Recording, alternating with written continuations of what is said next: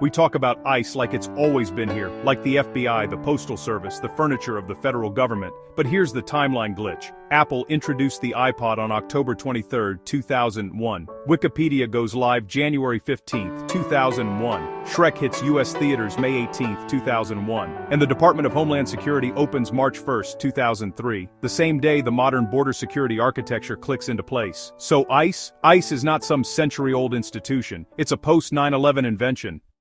Before 2003, the jobs we associate with ICE lived in different bureaucratic worlds. On the immigration side was the Immigration and Naturalization Service, INS, under the Department of Justice in the modern era. On the trade and smuggling side was the U.S. Customs Service, historically housed under the Treasury Department.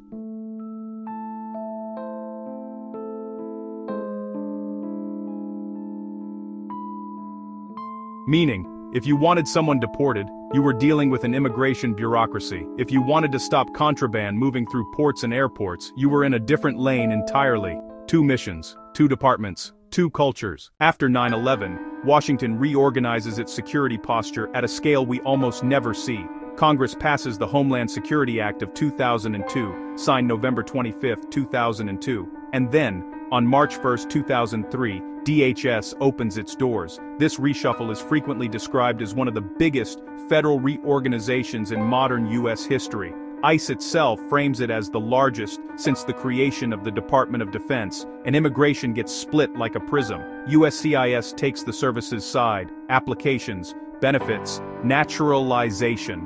CBP becomes the border face, ports of entry, border patrol functions consolidated. ICE becomes the interior enforcement and investigations arm, inside the country and across global networks. Here's where the public conversation gets muddy. ICE isn't one thing, it's 2 very different machines sharing one name. HSI are the investigators, transnational crime, smuggling networks, financial crime, cyber, trafficking, trade fraud. HSI's own recruiting material describes a workforce of 10,400 plus employees across agent, analyst, and support roles. And federal sources commonly describe HSI as the second largest investigative agency in the federal government, after the FBI. Even the HSI identity is younger than people think. ICE realigned and formally created HSI as a distinct operational directorate in 2010. ERO handles immigration enforcement logistics, identification, arrest, detention, and removal of people deemed removable or unlawfully present.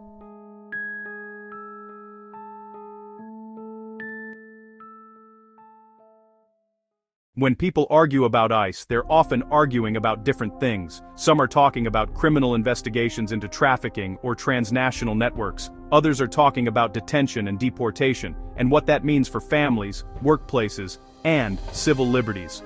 And because ICE is young, its policies, and the boundaries around them, have been in motion almost the entire time it's existed. In the last year, reporting has highlighted intense disputes over what kinds of warrants permit entry into private spaces, debates that sit right on the fault line between immigration enforcement and Fourth Amendment protections. ICE feels permanent because it's everywhere in the national conversation, but historically, it's new, a post-9/11 merger of authorities that used to live in separate corners of government. So the real question isn't, has ICE always been here? It's, what kind of agency did we build in 2003? And what do we want it to be now? If you want part 2, how ICE powers actually work in practice, what warrants mean, and how encounters differ at home versus work versus public spaces, subscribe, like, comment, History, in Context 928.